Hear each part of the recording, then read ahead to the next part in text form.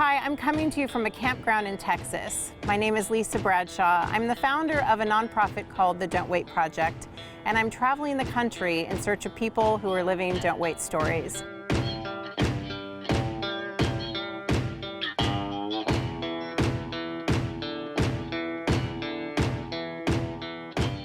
We have a variety of different topics and different stories. We're trying to find something for everyone. So we hope you'll come along and enjoy the tour with us, and we'll see you on the road.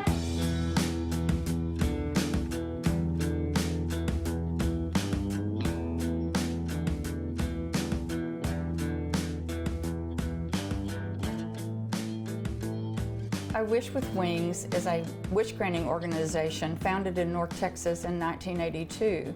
And for the last 37 years, we've been granting magical wishes for young Texans with life-threatening medical conditions. No matter what their wish is, it is our goal to make sure that it comes true. We first met Hallie and her family in 2015.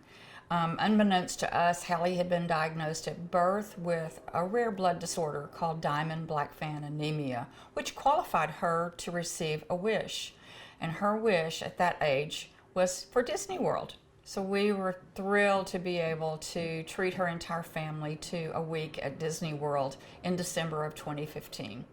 At the end of the day, she looked at her mom and she said, "Mama, my heart took so many pictures. I will remember this for always."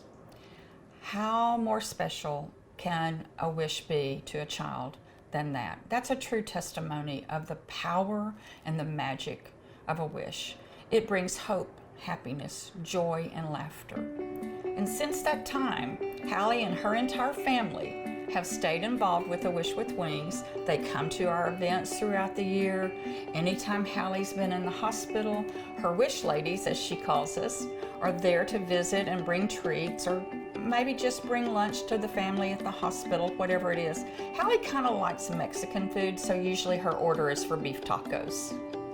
I met Elise and Hallie about 3 years ago. They asked us to join their 5K that they were having for a fundraiser. We did that, and we started volunteering with them for swab drives and things of that nature, and we just kept volunteering. My husband and I kept volunteering and volunteering for them, and eventually they asked me to become on the board. So what has it brought to your life? I know that your goal is to bring things to other people's lives, right? To try and help find matches, but what has it brought to your life? Okay, without crying. You can cry. Yeah. There really are no words.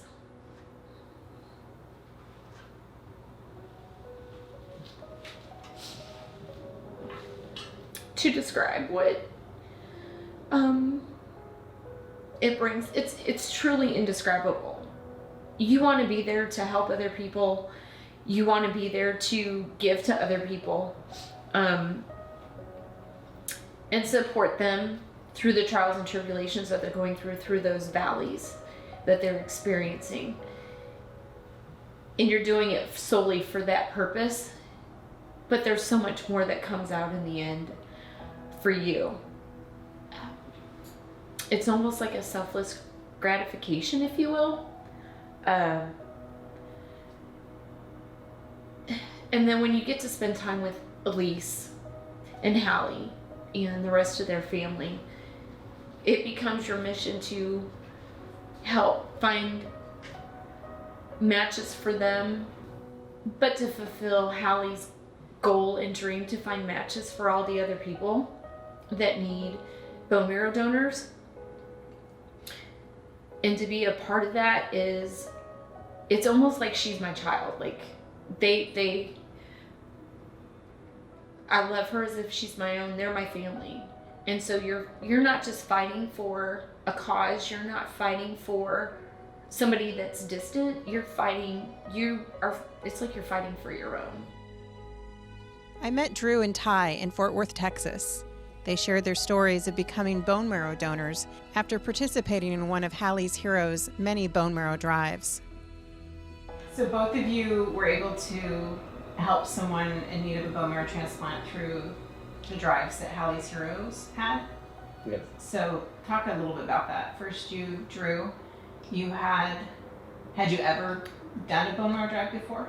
Never even heard of it. And Hallie's been kind of a big deal around work. So I actually missed out on the drive, and I did everything by mail. And, you know, I got the letter back saying, hey, you're registered. And I thought that would be the end of it, until it wasn't. And for you, had you ever participated in anything like that? Yeah, I was actually selected through the DOD when I was in the Army about 10 years ago. And then I redid it through Hallie's Heroes. And after I did it through Hallie's Heroes, that's when I guess it spurred something up in the system. They found my match. So when you guys are doing it, you don't, I mean, many people are bone marrow donors that are not matches. We know how hard it is to find a match. So, well, we'll educate people through the show how hard it is to find a match and why bone marrow donation is so important. How long after you did the donation or the sampling to become a donor, how long after that did you hear that you had a match? So I submitted my sample in late summer, early fall, and by January I got the call that I was a preliminary match. And the woman on the phone said, I've been in the registry for 20 years and I've never got that call. I don't know how this happened so fast. Wow. And for you? It was very similar. I've been in the registry since 2008, and I was contacted 4 weeks after I did a swab with Hallie's Heroes. Yeah. And your donor was in another country? Yeah, my donor was in Italy. It was I know it was a 7-year-old boy in Italy, and that's all they could told me due to European Privacy Act law or something like that. But I was still happy to do it, and I heard news maybe a year after that he was doing better. So That's great. And yours is in the United States. We will be meeting Kendall, Yeah. the person that was your recipient. We'll be meeting her when we make our way You'll to love her. Atlanta. So you've met her. I have. So how long after you went through the process did you get to meet her? So it's set up where if the donor and the recipient wish to do so, you can exchange contact info 1 year from donation. And I remember getting an email. They gave me a call at the 6-month mark and said, hey, your recipient is still alive. And that's all they could tell me at the time. And I remember feeling an overwhelming sense of relief to hear that. And then coming up on the year mark, I got an email from the coordinator that said, hey, fill out this form, give whatever you want to give, and we're just going to give this form to her. And then right on the year mark, I get an email from her. And she said she had it written for weeks, and she'd gone back and changed it and changed it and changed it. And she was just waiting, hoping to get my information. And as soon as she got off the phone, she contacted me. Because her feelings about it changed as she did better and better, I'm guessing, or just had a different perspective. She had so long to think about everything she wanted to say. So. And is it, to you, it doesn't matter that you haven't been able to have contact. You know there's someone out there doing better because of you. yeah, when I first donated, I didn't know you would even be able to have contact. I didn't even know I was going to know who the other person was when I first found out. That was I just did to do it. My late husband received a double lung transplant when he was 35, and I always kind of felt like I didn't want to write that letter because he only survived 6 weeks, and I didn't want the family to feel like they wasted their donation or it didn't work out. And what I learned over time with perspective, right, like Kendall over that year, what I've learned over the last 15 years is all that really matters is that we tried. Everybody tried. And so by showing up for that donation, it's all you can do is try to help another person. So you maneuver the world knowing you've saved lives. You do it every day in your job, but is this different? I've never had the sense of accomplishment as so much as when I heard from Kendall. And she actually came to Texas not long after, and we met. And I heard you talking earlier that she's going to come again this year. yeah, she's great. I think she's 22 now. She's in nursing school, so she wants to pass along good stuff to other people for the rest of her life, and she's going to be able to do that now. It's good stuff. Thanks for sharing your stories with us. Thank you for having us.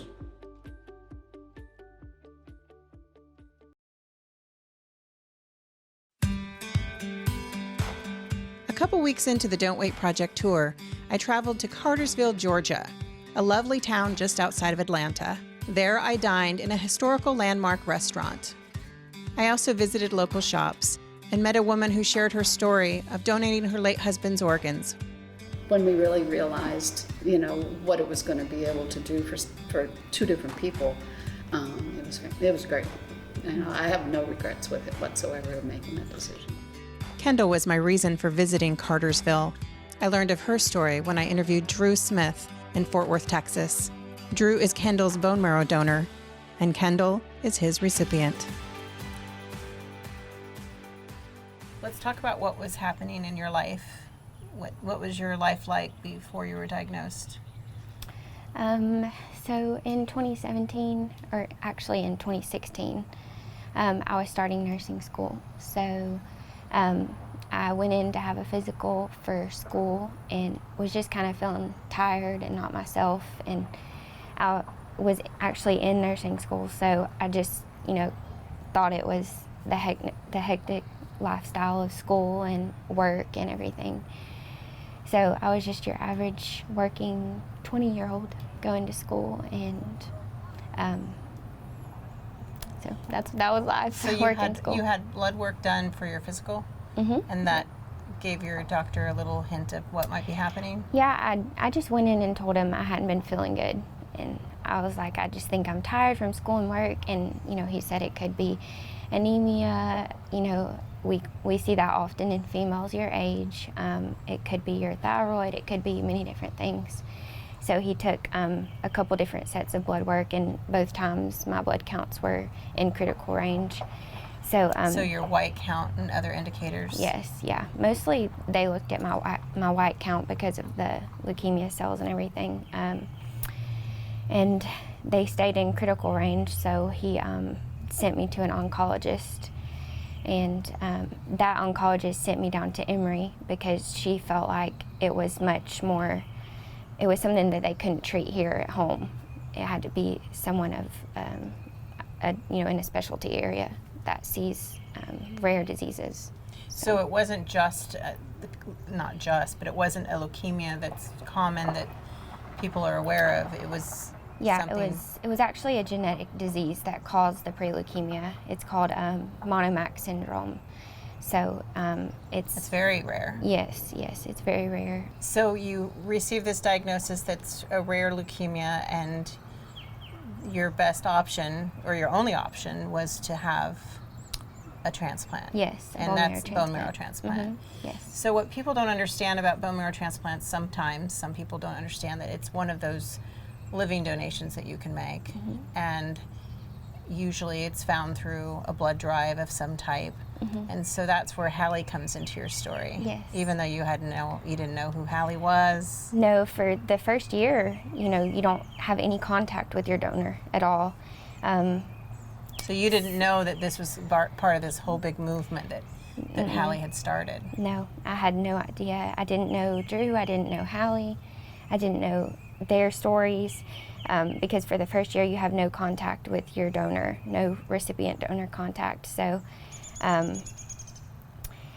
it was crazy looking back on it, thinking how Hallie has brought all these people together, with her story. So we met Drew in Dallas, and he couldn't say enough about you, and he was just so excited that we get to meet you, and I know that you have some plans to see each other again, but yes. So let's back up a little bit and talk about, you joined the registry. You're told it could be 6 to 12 months, less or more, and you found a match through Hallie's drive, one of the many that she's done. She's helped find matches for more than 90 people, and you're one of them. Incredible, yeah. And I feel special. Drew was your donor, and it took 3 months, a 3-month wait about? Yes. From the time that I got my diagnosis to the time they found a match, it was 3 months. So Drew had joined the registry for Hallie, hoping to be a match for her. And so when you join, it's national. So he ended up being my match, all the way to She even Texas. helped find a match. A gentleman I met in Dallas, he was a match for someone in Italy, I believe. Oh, wow. So it's an international bank. Yep. They don't allow any contact ever, but Oh, wow. he just feels like knowing that person's out there is enough for him. Yes. Yeah. And so then you find out you have a match. and you have to go through a bone marrow transplant, so you're not out of the woods yet when you're going through that, right? They don't know if it's going to take. Right. Yeah, that's why they make you wait that full year, because they want to make sure everything, I guess, is clear after that first year, and just in case, anything were to happen. Mm-hmm. So I think they have their certain reasons why. But. And you were hospitalized for a couple of months during your transplant? Yeah, it was almost 2 months. Yeah. And you had to take medication at first, but now you don't? No medication. No anti-rejection medication. So up until after it was close to a year, they would slowly, wean you off of the anti-rejection and the different medications you have to take with that. So I've been off all medications for about a year now. What would you say to people who haven't done the cheek swab, who don't know anything about becoming a bone marrow possible donor? This is where I'm gonna cry.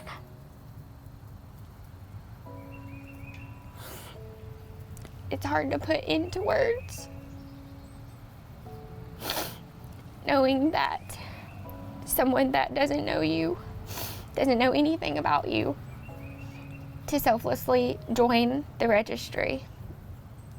I just think that if you're walking and talking and healthy, if you can do something for someone that needs this, that this is the only thing that could give them a second chance.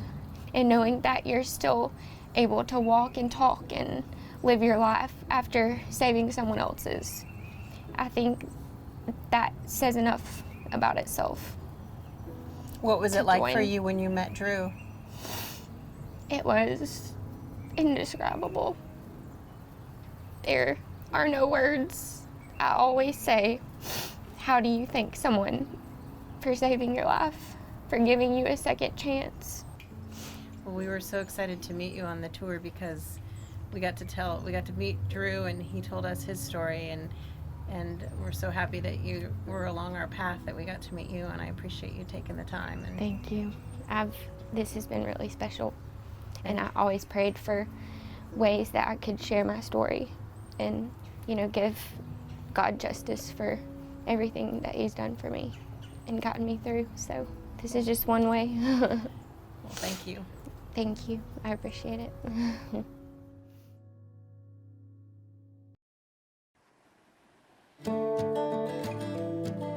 I first learned of Hallie's story when it was shared with me on Facebook a couple of years ago.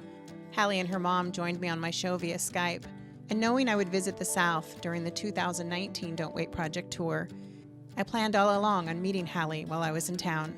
But she had a procedure coming up and a compromised immune system, so I didn't get to meet Hallie this time, but I had the honor of meeting her mother.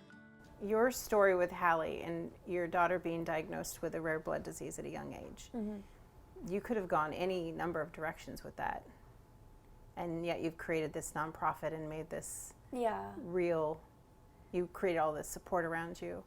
Where does that strength come from to make that choice instead of a different one?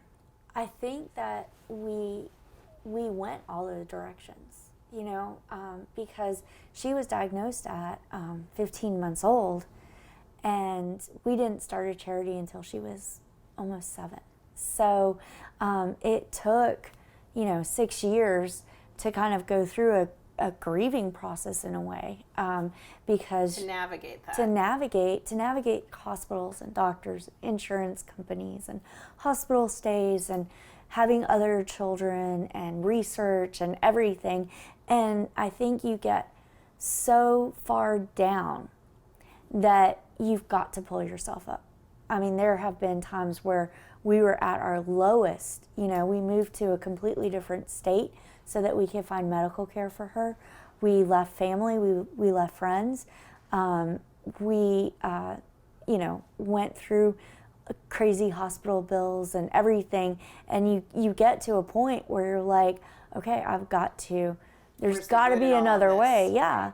And we started Hallie's Heroes selfishly for Hallie, because we needed her match, and we kept seeing that kids with DBA were getting cancers and were dying, and there's not a lot of kids with it. There's less than 800 kids with it, and so there's no research. So I'm like, okay, well, the more research that we have, the more chance for a cure. The more people that we swab, the more chance for her to find her match. And so thinking about it, it was like, okay, we've got to just go into the next direction. But it took so many years to get there. So you're home now and you have this new life, and what is Hallie's response to all of this? I mean, she was so excited and just geared, you know, of like, we've got to continue and do more. That was her biggest thing, was just because we found her match, she didn't want to stop. And that is a huge thing. So when she went in the hospital, she was like, I want to get 100 matches. You know, like that was, it's always like, I need to do more. And for her, I think it is, it's the empowerment of taking it and saying, I will do more. We're not just in it for ourselves.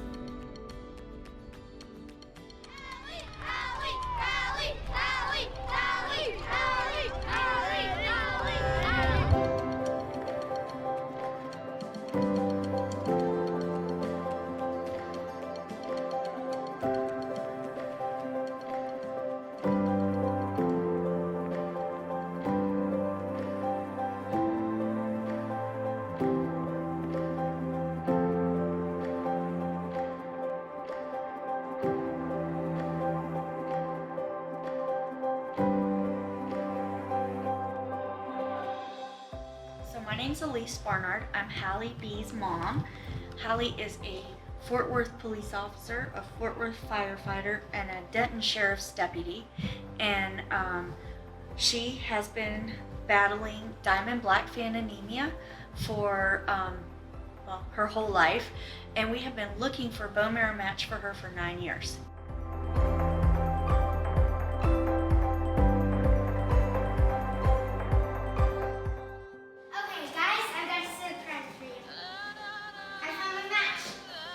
What? Are you serious? Oh, wow. They checked it in, and so we're waiting. We're not going to do it right now. And we have swabbed and swabbed and swabbed thousands of people, and we found over 80 matches for other families, and we have Hallie's match now.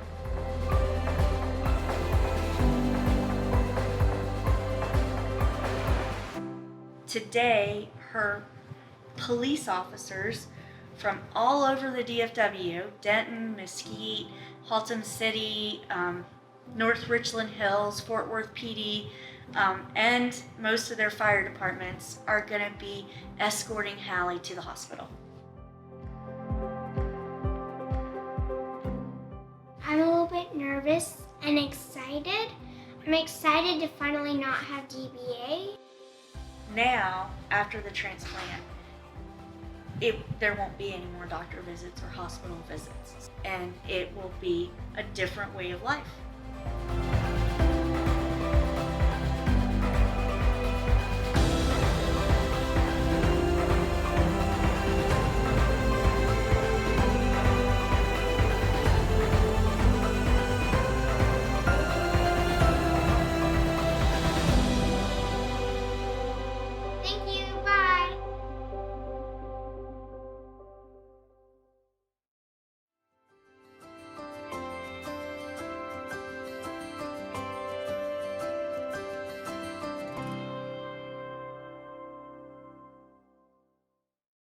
The Toyota RAV4 is the best-selling SUV in its class. The legendary RAV4 started selling in 1994 as Toyota's first compact SUV.